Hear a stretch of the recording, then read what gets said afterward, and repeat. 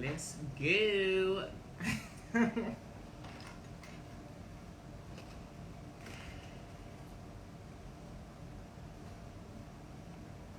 Hey, hey, hey. Invite your friends, guys. We talking sex today. Invite your friends, invite your friends, invite your friends. We about to have grown folk conversation. I hope everyone is doing well. Please take this time if you have not done so. Matter of fact, I'm going to make sure I actually go ahead and share this live while I'm talking to you all on my live. So people know to come on in the room. Bring them to the room, people.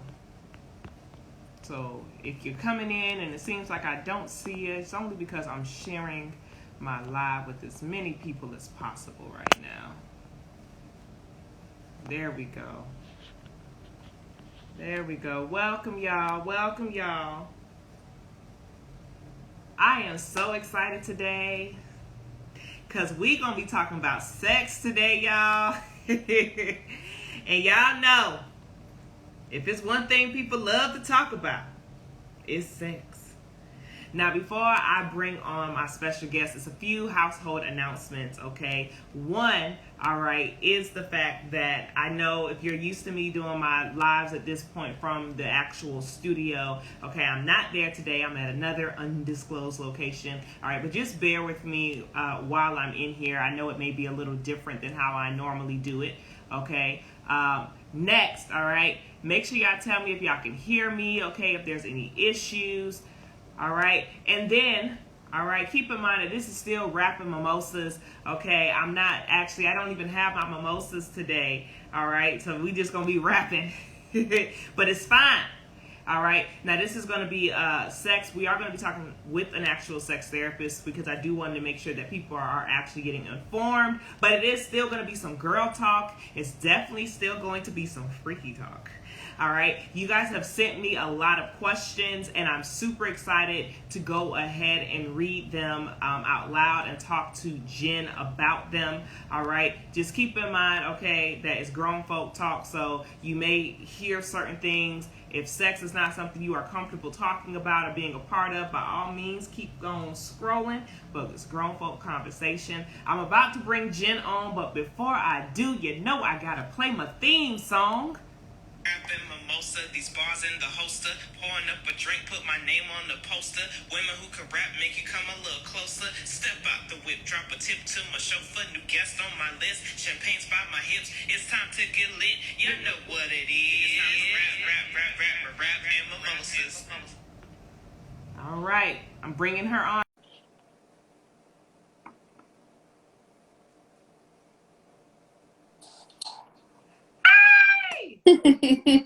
Hi. How are you? I'm good.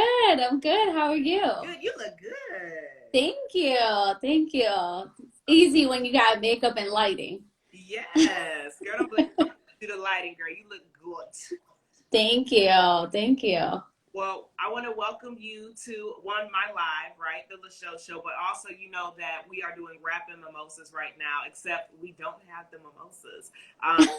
Well, I got wine. That's kind of The count? wine is perfect. So for the process of moving, right? So I've been moving things all day, and it went right over my head. But I'm still so excited to have this conversation. I have water, okay, and maybe it's better that I'm sober for this conversation. I don't know. I like to get a little lubed up beforehand, Listen, I like the way you think. Okay. So for the people who are just getting on, okay, welcome to Rapping Mimosas. You guys already know that this is going to be us rapping and chatting, but also towards the end, we're going to play a little game. And of course, we're going to drop a few bars. Now, I know Jen told me she's a little nervous about dropping the bars. However, okay, all right, one thing that I'm super excited about is that Jen, okay, has agreed to at least be in my hype man. We're going to see if we can slide some bars in there too, Jen, okay? All right. Do a little freestyle with me. So for those who don't know who you are, why don't you introduce yourself, talk about who you are, what you do, how you got into it. Yeah, well, thank you. So, my name is Jennifer Smith, and I am a marriage and family, mental health, and sex therapist. I currently am in Alexandria, Virginia. So, if you need some therapy, hit me up. I also have privileges down in Florida because that's where I used to live. And so, yeah, so I became a therapist actually through a sex talk radio show. So, like, sex has kind of been a theme for me always throughout this career. So, ultimately, that's how I got here. I've been a therapist for 9 years, and I truly feel like it's my calling. Once I changed career fields to become a therapist, it just felt real. It felt real, but it felt like home. Mm, okay, okay. So that's very interesting. Do you still do the radio or talk show or no? I don't do radio. I have a podcast now called Love, Lust, and Lies. And it's funny. So the podcast, I host it with the guy I originally used to do my college sex talk radio show with. So here we are 16 years later doing a podcast together. So check us out. We're out on all streaming platforms, Love, Lust, and Lies. Yes, I just typed it. By the way, I'm going to pin it. Love, Lust, and Lies. Okay, that's the name of the podcast. All right, so I want to make sure that the people who are joining in, that one, they know about your podcast, and two, okay, that they know that they can just click the little arrow at the top of the live to go to your actual page. Okay, I'm trying to get, sex. I want to talk about sex in the healthiest way possible, but I still want to make it nasty. It's okay. It gets a little dirty from time to time, so I am A-okay with getting in there. All right. Listen, it's nothing wrong with a little dirty. Dirty. No, never. Right? Okay, so tell me, I want to talk a little bit more about the actual sex therapy part. What are some typical reasons people come to see you or can come to see you? Yeah, people usually seek out sex therapy when they're having intimacy issues, whether that's relational or sexual. People may also be experiencing some personal sexual related issues. So they may have issues with premature ejaculation. They may have some erectile dysfunction. For women, it may have some vaginal disorders. They're not able to orgasm, or couples come in that are just not able to get to that. They're not able to arrive to intercourse. They may just be having trouble really connecting. So we would spend time working on that so that they could achieve their goal of being intimate. But I have a wide range. So I also have worked with human trafficking survivors. So when I was in Miami, and that's a whole different ballgame. That's really helping people with their sexual traumas, which is something I've been working with for a long time. And now I'm focusing more on helping women have healthy sex after assault. That's super important. Yeah. Super important. So I think for me, I've always wondered, like, what are some of the things that as a sex therapist you do as far as like the practices? Is it like, I've heard stories about people who may actually engage in like a physical aspect with their clients to like help them unleash, right, the trauma, or to figure those things out. What exactly are some possible practices? Is it purely mental, cognitive? Is there a certain line that you can go to where there might be a need to touch? How does that work exactly? Well, what you're talking about is a sex surrogate. Ooh. So a sex surrogate is actually a certified sex surrogate that's also a therapist, which the people, I'm not going to put myself in it because I'm definitely not a sex surrogate, but there are other clinicians that actually do get into the physical form with their clients. This is a very controversial thing in our industry, but take it because actually Lisa Ling did a great special on this on CNN. And so one of the people that she followed, this man had Parkinson's, and he lost function of how the way he used to have sex, and didn't feel comfortable with finding a partner that could help navigate that. So he, went to a sex surrogate, which you have to usually be referred to a sex surrogate through a sex therapist.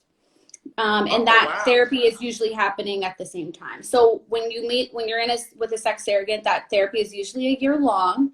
And they start off with very basic of teaching you how to do intimacy just with conversation and building up to the physical part. So like for whole sessions, you might just be talking. You might actually hold hands. Sometimes it's just about laying and holding each other. It's teaching you all these different forms of intimacy and helping you explore your body so that you are aware of what's working, what's not working, and how to essentially give somebody the roadmap on how to please you. Later in that therapy, they will have sex or get intimate in some type of sexual way. And it's really to just for the teaching tools of it, of just teaching someone how to have sex if they've maybe never had it, or how to have sex after injury, and for this particular man, he had Parkinson's. So he's learning how to actually have sex in a very different way that his body is functioning now. And then they have like a real termination process of ending the therapy. And all the while that person is still attending sex therapy, and the sex therapist and the sex surrogate will talk frequently about how the therapy is going and if there needs to be some adjustments made. Wow. Yeah. You dropped some knowledge on me. Okay. So that's what you were talking about. So I'm like surprised because a lot of people don't usually know about sex surrogates. Yeah. But for me, like in my modalities, like I'm using like information, internal family systems, using solution focused, especially with the couples I've been seeing during the pandemic. I mean, most of them, there's issues that have just come up to the surface that's always been there, but you put two people together in a quarantine and now all the issues are coming up. So we're talking a lot about that, but I really do allow the space for people to be heard in therapy, because a lot of the time that's what people are coming to, is because they just haven't been able to been given the space to talk. Mm-hmm. And so I really try to bridge that gap of pointing out, even when someone's like, like running off on something, and I'm like, but did you hear what they said? Mm-hmm. Just trying to make sure that they're really hearing each other and building the communication. And that's like the lens I try to come through, and really try to remain neutral. Just because I'm a woman doesn't mean I always think that women are right. So I try to be really neutral in sessions. We're wrong sometimes. Yes. Okay. Wow, so we have sex surrogates. Welcome to everyone who's joining us. We are talking all about sex today with our sex therapist, Jen. Okay, she is educating us on all things dealing with intimacy and sex. I'm about to get to the questions that a lot of people were sending in earlier. I can't wait. Listen, we're going to talk about squirting. Okay, we're going to talk about getting men into toys. What if a woman would like to use a toy on her man? We're going to talk about... I have some toys here. I did put some aside to bring on. Woo! I got so excited for the toys. You can tell what I'm ready for, right?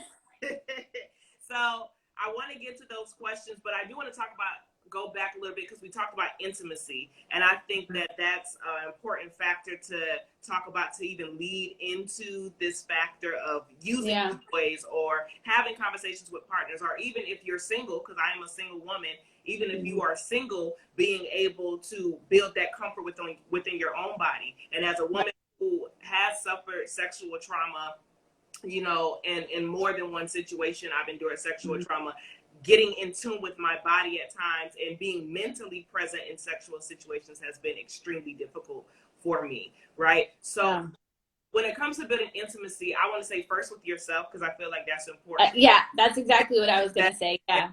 When it comes to building intimacy, first with yourself, and then I want to talk about the partner dynamic. What are some tips that people can use when it comes to building intimacy or getting comfortable in their body, touching their body? Mm-hmm. Yeah, I want people to realize that intimacy doesn't have to be sexual. It's just about having the intentional time and space to actually explore things. And when sitting with yourself, which most people have a hard time doing, it's for me, I always encourage my clients to date themselves. Yeah. That means like really talk to yourself. Like with all the issues that usually come up in a relationship are the same issues that come up within. Can you talk to yourself? Can you be honest with yourself? You know, like, can you actually express your emotions? And if not, why? You know, like, are you happy with the person that you are? And if you're not, have our dialogue, figure that out, come to therapy, explore it, because those are all things that will prevent you from really connecting with somebody else. Those issues will always arise. But when you're talking about like sexual intimacy, a lot of times people come into therapy and I'm like, so when was the last time you've been to the urologist or the gynecologist? Mm-hmm. They're like, never. I'm like, okay, you are a 42-year-old person. What do you mean you've never been to the urologist? Like, it just starts with like taking care of your body, right? To even before you can even do anything with it, like, let's take care of the health part of it. And so I ask people, like, when was the last time you've been to the doctor? You know, like, have you actually explored your body before? Do you stand in the mirror naked? Like, even accepting of it or looking at it. Like, those are forms of intimacy, just touching it, you know, like, it's okay to want other people to do it, but if you really are not in tune with your own body, you're missing out, because that just increases the sexual pleasure when you're in tune with your own body, your own mind, your own spirit. So I love what you said, because I'm an advocate for masturbation. If anyone ever has a sexual conversation with me, I am going to say, y'all should be masturbating. Y'all 100%. Yeah. Yep. Yourselves. And it's funny because I have a spiritual advisor, and, you know, spiritual advisor, we cover all grounds. So we talk about sex, finance, everything. And she, you know, one thing that she's been adamant about me doing, because of the trauma that I've endured and the way that I have in the past been so disconnected from my body and so disconnected from my vagina, right? Yeah. And she's told me to masturbate in the mirror. Mm-hmm. I said, in the mirror? I had no problem touching myself, please believe me. But once you add the mirror dynamic, there's something that seemed or can come off so intimidating about actually watching myself touch myself. It wasn't even until like the past, I want to say, a couple of months that I was able to make myself orgasm from just fingers. Oh, yes. I didn't see I'm putting on this live. Yes, y'all. Okay. And that was a very big deal for me, that I was able to be mentally present, that sex with myself felt so damn good. I was like, boy, I got to do this there at night. I love it. I love it, because you know what you just said? Some people are repulsed by it. Mm-hmm. They don't want to touch their own body. They don't want to look at it, but yet you want somebody else to. Mm-hmm. And that is something I really try to help normalize with people, is like, why not embrace it yourself? Why not just like do what you want somebody else to do to you? Because you're giving somebody else the permission to be in that space. Yes. So you have to be able to own it, look at it, embrace it yourself. Like, I love what you said, like, you felt disconnected from your vagina. A lot of women are, and that's something I talk about all the time, is when was the last time you even felt connected to it? Do you acknowledge it? Listen, so it's funny, because when I talk to like the younger girls who might come after me, as far as like cousins, sisters, whatever, I tell a lot of them, I tell them all the time, I'm like, y'all should look at your vaginas. And they're immediately, it's a disgust. Like, look at our vagina. And I can understand somewhere it's taught that our vaginas are ugly, and I don't understand where that comes from. But it's super important. One, I say, if you don't know what it looked like when it's normal and healthy, how are you going to know what it looks like when something is wrong with her? And you know, you may not feel like something's wrong, but you see something looks off, and you need to talk to your doctor about it. That's one. And two, like, a part of like normalizing self-love for me is I'll take a mirror sometimes. I'll be like, good morning, beautiful. How you doing, sis? Yes. Like, literally, like, talking to her as her own entity and vagina, because I feel like I'm like building that connection, having endured trauma. I want it, like, that's something that is super important for me. Using the mirror work to talk to her, to know what she looks like, but also using that mirror work to like, and I haven't gotten to the point where I masturbate with the mirror. I haven't gotten there yet. I don't know, something about masturbating while staring. Now, I don't, and you know what's crazy? I don't know if I'm scared that it's going to turn me on more. I I look good naked. Now, I ain't gonna lie. I work out. I work hard to look good naked. But or if I'm gonna be like, oh my gosh, this is awkward, and go in my head. Well, like, would you do it like maybe like in front of like a full length mirror and not like a small one that's like actually right there? Like sometimes you gotta like gradually move into that space, right? Mm. What I do recommend is masturbating in a sunbeam. That shit right there. I follow somebody that was like masturbating in front of a sunbeam and let me know what you think. And I was like, ooh, a sunbeam. Okay. Because we know like the sunlight gives us energy, gives us like all these endorphins and stuff. And so like, you know, like my bed is actually in front of my window. So like the sun naturally will come in over top of me. But one day I was like, well, I'm here. Okay, let's see. That shit was a whole different type of orgasm. My body was all warmed up, the energy from the sun, like it's yeah. And you live in sunny Florida, so hey, take advantage of that. Listen. And I stay in the house. You know, no one better come on my property and walk by. I tell you that. Isn't she lovely? Oh man. So for those, some people have these question faces, guys. Sunday, the light that comes in your window. So it's literally just saying masturbate in the sun. You could do it in your house though. If you want, yeah, don't do this outside. I'm not recommending that you do this outside. Now, if you want to get freaky and listen, tell me how it was if you do it outside. If that's your prerogative. But we are not responsible if somebody gets arrested. Yeah. So sunbeam masturbation, guys. Masturbate with the sun. So that part of the intimacy is important, especially amongst women. What about men, though? Because I know I have a lot of men that are joining in. I don't want to neglect them. Yeah. What are some ways that men could build intimacy with themselves, especially if they're struggling with, you know, their own identity or liking their bodies or liking their size? Yeah, and this is something that just like never gets talked about, so I'm really glad that you brought that up. I think, you know, men are always assumed that they already know their intimacy, and you know they're good at the physical part, maybe not the emotional or conversational part, right? But it is important for them to spend time getting to know, because their bodies change too. And although their penises may stay the same size, it's still being in a communication with it, just as we are with our vaginas. And that's really important too, is how, because what pleased you at one point in life is not going to please you now. Taking the time to explore that, even thinking about how it was with past partners is, you know, like in these different relationships, I liked X, Y, and Z, but now I don't really like those things. They don't really arouse me the same. So it's like really taking the time to be, again, intentional, but also aware of how things affect you now, how things affect you differently. Even I oftentimes ask guys who are having a difficult time masturbating, I'm asking like, are you watching the same porn? Because a lot of men will get hooked on watching the same actors all the time. You know, they've been watching the same woman forever.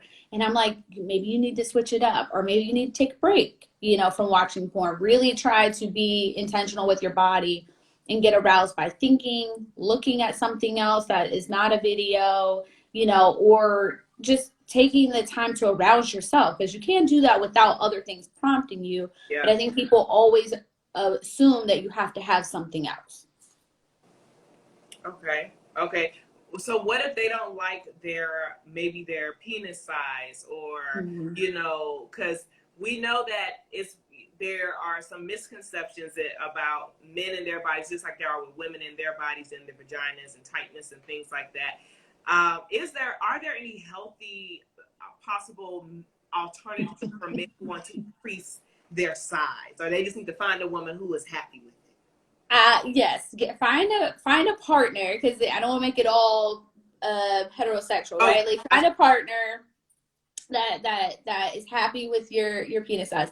But no, I mean, I think it's very controversial, but they have some penis lengthening surgeries, but the most they can give you is 1/4 inch. like 1/4 inch is still not going to make like that big of a difference. And it's a very painful, long process to get to quarter of an inch. Like you have to go through a surgery, then you have to wear these weights on your penis for like 8 hours a day. I mean, like it's a whole thing. Oh, It's not worth it. Embrace the size that you got. Be thankful that there are other holes that you can use that might be pleasurable for your partner. So just, yeah, embrace what you got and find a partner that respects you. I would agree. I would agree. There's somebody. Okay. Now, since we're talking about partners, let's ease on. So we've worked on intimacy with ourselves. We're looking at ourselves naked. We're affirming our bodies. You know, we're being honest with ourselves so that we build healthy self-esteem, right? So Yeah. healthy individuals. And now we find, I'm going to say we find a healthy partner, right? Who is doing the same work, right? What are ways to potentially build intimacy with your partner? Yeah, I think the emotional connection is really important of building intimacy. And that's just taking the time to get to know them, just spending the time to have real conversation. And when I say real conversation, I mean usually asking those uncomfortable questions that people don't want to ask. You know, like I love that you actually said, like, I've had a sexual trauma. That's not usually a question that people will ask when learning about somebody else. That is a real important thing to ask somebody, because this is already alerting you that this person's been through some things and that you're going to need to be conscious of that no matter before you even get into the bedroom, that there might be something else that triggers them or something else that you could be doing to support them. So you have to ask those hard questions. Do you have any sexual traumas? You know, what's been something that you really valued in a partner? You know, how could I be different than the other people that you've been with? You know, like spending the time to really ask some different questions that allows you to connect in a different way. You get to learn each other. Even talking about the way that you communicate, because that is a big way of how people build intimacy. Because if you have the communication, sky's the limit for how far you can go. But if the communication ain't there, listen, there's going to be a whole bunch of other issues that come up as a result of that. So the communication aspect is super important, of course, because you're trying to build that safe space. Yeah, exactly. You want to build that safe space, because a lot of the questions that I'm about to get into, and I was doing it in this order on purpose because I didn't want to start and we start talking about squirting and we're talking about bringing out the toys and putting stuff here and there, but we haven't talked about the importance of communication with your partners. Because I know for me, there's nothing more uncomfortable than having awkward sex because you haven't communicated certain things. And now the sex is super awkward because you have not sat there, one, and took time to get to know yourself and your body, but also, you know, now you're with a partner, you don't know your body, they're not taking the time to get to know your body, so now it's just stuff just, and no one likes to waste things. I hate wasting my proper time or my Kegels. I enjoy the whole experience. So, all right, now we're here. I'm setting the stage. Okay, we're healthy individuals. See, this is how I'm speaking to affirmations for us. Yes. Okay, you're healthy. Your partner is healthy. You guys are in a healthy relationship where you have communicated and created a safe space for each other. Doesn't sound good, right? Yes, claim it, receive it. Now, it's time to get freaky. Okay, it's time to get freaky with a capital F. Okay, yeah. Get into a lot of different questions. All right. A major question that came up, and I'm going to hit this first because I literally had like 6 people ask the same question. Okay. Squirting. This always comes up. I'm like, I know this is like a porn favorite. Like, this is like a #1 category, and like every woman wants to shoot it off like a professional. But the #1 thing I can tell you is make sure you masturbate. This is how you practice that. This is how you practice that. Like, they're like, oh, it has to be my partner. It has to be a certain way. It's like, no, you can't force it. There's no tips or tricks I can give you. Like, it happens like naturally. Then you have to practice masturbating. It's no different than a Kegel. Like, you have to keep working at it to get the result. Yeah. Okay. All right. So everyone, I hope everyone's And working. make sure you stay hydrated because you have to. Your body got to be hydrated in order for the juices to come out. Hello. I like the way you're talking. Let me get another water. Okay. So squirting, master, it goes back to, once again, loving on yourself, masturbation. Masturbation has such a bad rep though for some I odd know. about touching yourself. Why has that been looked at so negative for so long? Well, I think people like used to use a lot of. I knew that question was going to come up. Is it P? I think a lot of people used to use it for the religion factor of like it was a sin, right? Like you're doing something very nasty, and like it's kind of like the same as porn. Like they just kind of put them all in one box, and the religious factor is like it's a sin, but really it's not. I mean, that's something that your doctor would tell you to do, and ultimately having sex. I mean, I'm sorry, having like masturbating cuts down on STDs, unwanted pregnancies, and minimizes how many bad experiences you may have. So I'm like, why not? Why? And you're giving yourself pleasure. I mean, is there a cap to how much that could happen? I don't think so. So, I mean, why deny yourself an orgasm? Listen, you will never catch me denying myself one. Okay. The people do want to know: is it P? This question is always so like for some people it's probably a little bit of both. Like it's a little bit of squirt, a little bit of pee. At the end of the day, it doesn't matter. Your partner will still be happy. So, But for people who don't know, so like if a man and a woman are having sex, the penis sits right over the urethra. So it blocks off the pee. okay. But if your partner pulls out real quick and you had to pee, it could be it too. Tips and tricks. But if you working out, if you masturbating and working that out, you can control so that you don't pee and then you just come at the instead of peeing. Like it's a science. Like you have to like it's an art. I really think squirting is an art. Yes, an art that I cannot wait to one day master. Now, okay, so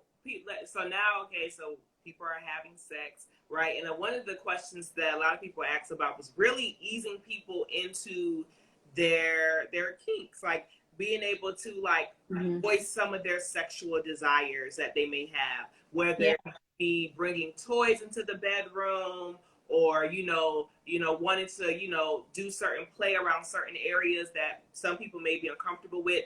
How can they, I guess, have these conversations with their partner? Well, if we're already having good open dialogue from the beginning, which is important if you want to set the stage, or even if you don't, like it's just about like really being honest and in a safe approach, bringing it to your partner and letting them know, hey, I've been thinking about X, Y, and Z. I would like to maybe introduce some of that into the bedroom. Like, how do you feel about it? Like, can we talk about it? Like or the reasons why you want to try certain things. Like people always do better when you give them some background. Like don't just be like, yeah, so I want to tie you up and flog you. They're gonna be like, excuse me, you want to do what and what? When? Like, yeah, you have to like give some background. Like, where'd this come from? Because the first thing a woman's gonna think is like, who the fuck you already been doing this with? So you want to make sure that you come with some information behind it. And if that person is open to it, then I really encourage you to explore and educate yourself on what it is. There are tons of BDSM and kink classes virtually right now. Once the pandemic is over, I'm sure they'll go back in person, or sometimes you can go to a lifestyle club or a swingers club where they hold these kind of workshops also, where you can go and really educate yourself about what BDSM and kink is and how you can kind of just start with the introductory stuff. But you really want to make sure that you're educated about it, your partner's educated about it. But I just always encourage people to just tell their partner like what it is that they want to do and what are the reasons behind it. Would you recommend tantra like for couples as far as like really being able to get centered with each other or even with themselves, like so that they mentally can get more present with each other as they're getting ready to even start engaging in sex? I'm not as rehearsed in Tantra, so I probably wouldn't recommend it unless like I knew for sure like maybe this couple's already done it or like I had more experience with it. I wouldn't mind recommending it for people. I always encourage people to sex education doesn't stop when you're in school or when you're a kid. Like we are adults, so we continue the conversation of sex education. So if that's something that they're into, I encourage them to get books, watch different seminars about it, or follow different people that is their practice. Or I could refer them out. I don't have problem referring people out if I feel like somebody else would be a better fit to talk to them about things like that. Absolutely. Okay. Yeah. Out if you need to. So let's talk a little bit about foreplay, because I think sometimes we forget how important foreplay. Totally. What are some foreplay tips that the people can walk away with today, right? So some questions I receive was if someone is giving head to a man and they are sucking on the penis, what are some ways to make him come faster or make a woman come faster? Like, what are some possible tips, some tricks, some little finger moves? Well, foreplay is important. I think it still goes back to communication. I'm always asking people, when it comes to foreplay, talk to your partner about what arouses them. What is it that they like to be done to them? Because just because someone likes to get their nipples sucked doesn't mean the next person likes to get their nipples sucked. Like, just because one person, like, not all men love head. So you need to talk to your partner because that person could have a sexual trauma too related to that, and they may not want that, they may not enjoy that. So like it is important to still have that dialogue about what it is about foreplay that they enjoy and what is it that they like. So I've also been co-facilitate a blowjob class, so I do have some tips and tricks when it comes to giving blowjobs. The class is called What That Mouth Do, and yes, and I teach it with my business partner. Her name is Linnea, and on Instagram she's under Excite Me. If you follow me, all the toys I post mainly come from her business. So one of the things, since I do have toys here, is so like you can take a small vibrator or like a small bullet, and if you're giving head, I think man or woman, you could. Hopefully this is charged. I think it is. Oh, it is. And you can put it on the side of your mouth while giving head. So then it's one big vibrator on their genitals. Or you can hold it on the taint. If it's a male, you can hold it underneath the balls. You can hold it in the middle, between the shaft and the balls. Woman, you can put this on her clit, or you could put it inside her vagina while you're sucking on the clit.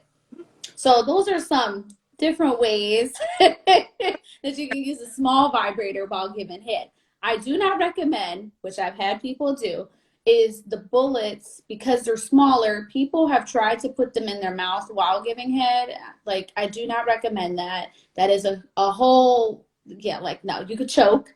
So we do not want anyone to die while trying to do this. So I just recommend putting it on the side of your cheek. And they actually have small bullets that actually clip to the side of your cheek now, so that you're totally hands-free. So so those are some tips. I also, in the class, we always recommend using lube when giving a blowjob because it makes it taste better. When something tastes better, we have more saliva. So we use Wicked, which is a vegan-based lubricant. Yes, vegan lube. Yes. Comes in 12 different flavors. Like, it's delicious. So when you have something flavored in your mouth, it creates more saliva. Saliva makes it easier. Yeah. And when you're giving a blowjob, you want to make sure that you're also giving a good hand job. So lube, saliva, hand job, you're going to make your partner come pretty quickly. Let me take my notes, sis.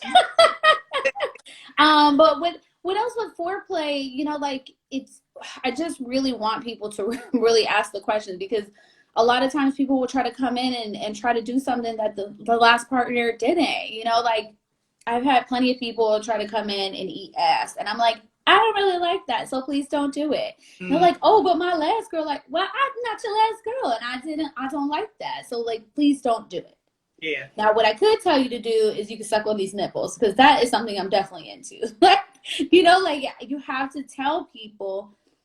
Not everybody will tell you either. Some people will just let you keep making the same mistake because they don't feel comfortable actually telling you. But Okay. if you have that good dialogue that we talked about in the beginning, then it's an open space and a comfortable space to be able to share that information. Communication. It all goes back to communication and masturbation. Totally. I also think that women think that foreplay is only for them. Oh, They always think it's always for them, and like head is the only thing they can give a guy that is foreplay related, and that's not the truth. Guys like to actually still have their nipples sucked yes. on. They like to have them twisted. Sometimes they like to have them bit. They don't mind a good massage. Okay. They like to have their neck and ears licked on. Like, you know, everybody has their own things that they really like to do. So you just have to be able to talk. Communication is key. I want to go back. You have a class called What That Mouth Do. How do people and is this class focused on giving like blowjobs or eating pussy, or is it both? Like, how do people sign up for this if they feel like they need these resources? It's mainly just for blowjobs. And the classes, it's a 2 hour class with two facilitators, and we cover everything from consent to technique to anatomy. So yeah, so like you can send me a DM. If you're interested in hosting a class. We're not doing any classes right now, obviously because of COVID. People have asked us to do virtual classes, which we're still trying to navigate because it's a lot of moving parts, literally, Yeah. to do a virtual class because we usually bring all the products for you to use in the class, and then we usually send you home with products also. So we're still trying to work that out, but we're open to maybe doing some private classes where we could send all the materials to one person and they could disperse them to the group of people they're hosting. Okay. Okay. All right. All right. But I like it. I like it. Okay. And then hold on. I'm looking at the questions. I want to make sure I'm getting the general gist Yeah. of everything. So let's talk a little bit about the stigmas, right? Mm-hmm. Because and I can speak for myself primarily, I don't want to say all women, but I know sometimes like women in their sexuality in particular, there's a stigma on it as far as being with, you know, if you have a past where you've been with a lot of men, right? Or if, you know, you're too freaky, right? A partner might be like, hold on now, like, Yeah. where are you bringing all this from? How can women, and I don't want to just say women because some men may have to deal with this too, right? How can people deal or push past this stigma if there is anyone on this live that might feel like they want to go out and be, you know, maybe they're a woman who wants to experience another woman, but they feel like they're still trapped into whatever, you know, environment they've been raised by, or they're a man who would like to experience another man, or whatever it may be, or maybe they're a woman who wants to have sex with a lot, you know, multiple men. How can we navigate that space?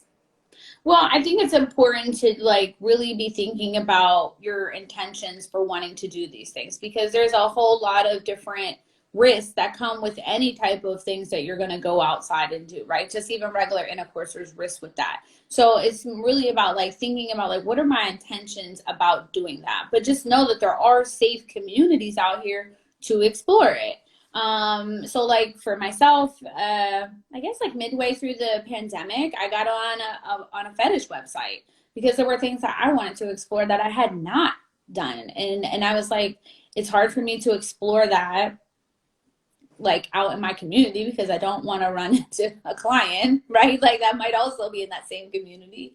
But there are like different communities that you can join, whether it be on like Facebook or on Clubhouse or FetLife or I'm like drawing a blank at a couple of the other ones, but like there's different websites that you can go and explore. And like a website like FetLife has all different type of fetishes on there. And you could be anything from a swinger to somebody that just wants to watch to finding out where there might be community sex opportunities, or like different things like in those rooms, in those platforms. So I always recommend people just exploring what other platforms they can get involved in where they could explore those different things safely. Just make sure that you're always using consent and that you feel safe and you're getting tested, because that's really important too. Yep. It's super, super important to continuously know your status before engaging with another individual and making sure they know theirs as well. And once again, communication, right? Being able to talk to each other about that. So, and then I have one more, a couple questions, because sometimes I know sex can be a big deal. Well, I feel it is a big deal in a relationship, just like everything. Communication is a big deal, all of that.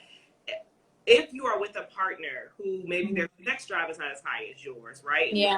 An occurrence that people go through, or you have a partner who you are, wanting to have sex, and I've seen it for men and women, but their partner is a once a month kind of person, or a right. blue moon kind of person, but their sex drive, they can do it, a couple times a day, maybe a couple times a week. How can people possibly either navigate that space? Is that something where if they can't come to a conclusion, maybe they should just let it go? Mm-hmm. What do people need to do? Well, I think like you have to listen to your partner. Like if you're the partner who doesn't have the high sex drive and your partner is conveying what they need from you, then listen to them. And even if it's vice versa. So like you can go and can go get tested like at your doctor's office, get your hormones levels checked in. You can get your testosterone level checked. And women can get their estrogen level checked. Like that will tell you a lot about what's happening with your libido. And so like you can either do some supplements. A lot of times I find people's libido is low because they're overweight. Being overweight does decrease your libido. So sometimes it's just about changing up your diet, having more water, eating more vegetables, and getting exercise. So there's a lot of different things that contribute to that. Sometimes it's medication. In the pandemic, a lot of people have been prescribed antidepressants. That is a number one thing that will decrease your libido. So it's about just really looking at your life of how things have shifted and changed and where you could make some adjustments if you really want to please this partner. Yeah. I feel like if you have a partner and this just keeps falling on deaf ears, like you might need to talk to them about something else related to the relationship that's not working for you. But a lot of times it's just about getting your levels checked. And I always recommend that anyway before you try to take any type of pills. Because you just don't want to be damaged. A lot of those pills have effects on your heart. And so you don't want to be taking something that's ultimately going to leave you in worse condition. Right. Okay. So once again, it goes back to just open communication, and also being a willing partner, but also having a willing partner, right? Yeah. That's something you have to communicate with each other, and pretty much ease that conversation into play. And I pray that everyone on this live is going through that you're able to communicate it and navigate it, and get to the results you would like to get. Now, I would like to ask you, because we're getting ready to do the games, right? Okay. It goes out soon. But I wanted to ask you, if you can, what is one of the craziest stories that have for us who are watching? What might be one of the craziest stories? And once again, it's if you can. Craziest story. Problem is, like, I've heard so much over the years, I'm kind of desensitized. I'm like, it's not that crazy. Like, I don't know. I mean, like, obviously, like, people that want to come in and, like, pee or poop on their partner, like, those things are always, like, catch me off guard. Like, especially because, like, I don't know who you would expect to come in and say that, but, like, when people come in, you're like, oh, okay, I wasn't ready for that. But, okay, well, let's work with that. Like, and it's, like, hard to find, like, a neutral place to be in that, because I'm like, yeah, girl, I feel you. I wouldn't want that. It's hard to be, like, neutral in a place like that. So that gets you a little crazy, when people get into the detail of why they like, acts like that. Goodness. goodness. Yeah, that's probably gonna be a no for me personally. I don't think I want to go that far. Right. Sexual life. I'm okay. We can leave that one. Do you have any other toys that you want to share with us? Yeah, so actually on my live, on my Facebook, I mean my Instagram, I've been recently doing like a lot of sex toy reviews. So I'll just show a couple of them that I've shown. So this one is called the Romp. Ooh. And this one has been like a fan favorite for me. Like I get a lot of toys, but this is definitely like a fan favorite. This thing takes you out in a few minutes. Like few minutes. You see, I had realized that y'all can like actually hear. Yes. Okay, so I'm gonna change the pattern. Don't change the pattern for us. Now get us excited. Hold on. Can you hear that one? Oh yes. Yeah. It's right.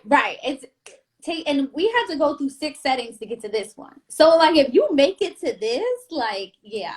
And I've used this with a partner and by myself. And with a partner, I thought I was actually gonna I might pee myself because this is so delicious. Like it was so good. This. It was so good. And he bought it. Like he bought it for like our first time together. And I was like, I might love you. Like, and then he put this on. And I was like, I mean, I might stalk you now. Like, this is great. But I use it by myself all the time, and it's wonderful. I also just showed the Satisfier Love Triangle too on my reviews.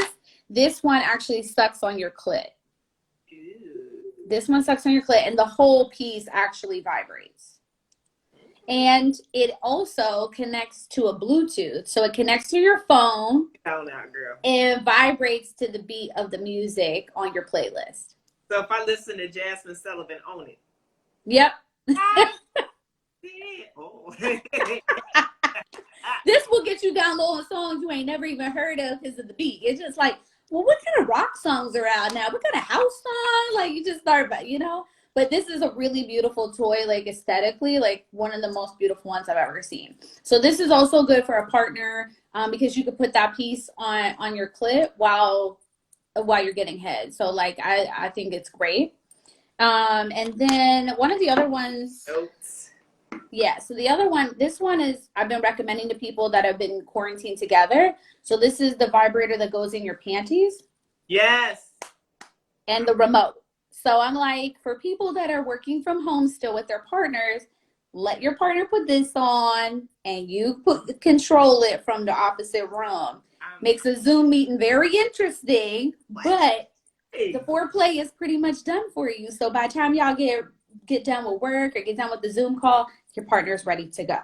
So those are the toys I brought today, just so people can get some ideas. But these are all on my page, and so feel free to go to my page and you'll find the link of where to buy them. Oh my goodness, this has been so juicy and delicious. Oh my gosh, I don't. People who know me intimately, as far as like my close circle of friends, know I can talk about sex. Listen, okay, right? This has been so great. It's been so informative. I want to play a word game with you, okay? And those who know, we're doing Rapid Mimosas right now. I forgot my mimosas, so I'm in the process of moving. All right, I'll be back on Monday still. This is a surprise 2-episode week. All right, for everybody. Now, what I want to do is play a little word game, and then, okay, we are going to do a 30-second story. All right. Okay. So the way the game works is I'm going to say some random words. All right. You're going to tell me the first word that comes up off of your head. Okay. Okay. We're going to use those words to make a 30-second story. Okay. Okay. All right. You ready? Yep. Okay. Head. Penis. Okay. Masturbation. Orgasm. Yes. Okay. Sex. Pleasure. Ooh, and one more. Squirt. Porn stars. Yes. Okay. So now we have to make a 30-second story with penis, orgasm, pleasure, and porn star. They do not have to be used in that order. Okay. Okay. It's just whatever story you want to make up that deals with the penis, orgasm, pleasure, and porn star. I think that story should be very easy to tell. Okay. So let me pull up my where am I looking for my clock? Oh boy. Okay. All right. And it's just 30 seconds. That's it. We're going to see what type of story we can get. In 3, 2, ready, go. I wanted to be pleasured by a porn star to give me an orgasm so I could feel the head of his dick penetrate me from behind. Wait, what was the other word? It's pleasure? You said their penis, dick, porn star, orgasm. Oh, yeah. I wanted him to penetrate me from behind so I could orgasm till the sun came up. Yes. And you have 3 seconds to spare. Yeah. If you are watching, because this is also going to go on my podcast, but if you are watching, guys, go ahead and give her a round of applause. In the comment section, give me some hand claps, okay? Because I know we're going into more of my realm now, where we're starting to talk off the cusp of the head. Now, for those who don't know, we're going to get ready to do our freestyle rap. Oh, I thought that was it. No, that was girl, we have to have a whole beat. Now listen, this is how it's gonna go, okay? Oh gosh. I'm gonna pull up a beat. All right. If you want, I'll start it off. Do not feel afraid. Okay, we're gonna rap. Okay, even if you just want to comment on a hook or do a little ad lib. The topic, of course, is sex. Yeah. That's what we've been talking about all day. Now, all right, I'm gonna pull up an old song. Okay. Okay. Hold on. Wait a minute. Don't judge my video that wanted to come up.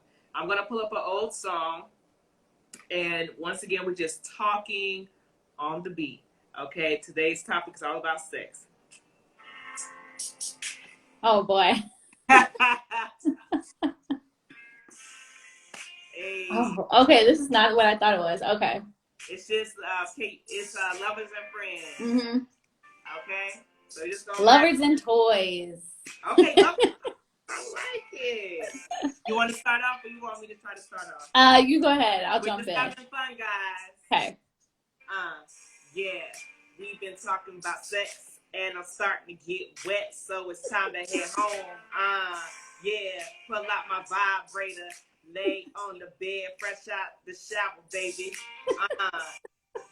And I keep it so clean, keep it wet, breath like Listerine. Yeah. And then I squirt. My man walk through, he goes berserk. Give me that head, baby, give me that head.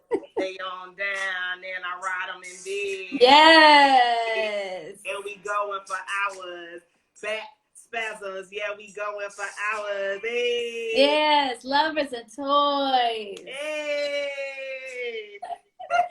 We just want to be lovers and have toys. Yeah. Oh, that's I like it like that. Hey, I like it like that. Jen, she's spitting real fast. Hey, check out a podcast. Love less than lies. Yeah, she giving it all. Yeah. Yay. Yay. I'm going to pause the music. Jen, I want to thank you so much. You have no idea how much this meant to me. Came on this live, that you've been here talking. You've been great. You gave great information. Thank you. Okay. I want everyone that's watching to go ahead. And if you're listening to, because this will be on my podcast, which you guys can listen to on all major platforms, right? I want you guys to go ahead and follow her on Instagram at Sex Therapist Jen. She has the toys for you. When things open back up, she has the classes. And of course, if you need to book a session with her, whether it's individually or with someone, please feel free to do so. Jen, do you have anything else you want to add before we go? No, I just thank everybody for tuning in, and definitely send me a DM or email me at sextherapistjen@gmail.com. If you have any questions, I'm always happy to help. Yay! So I'm gonna close this out with my theme song.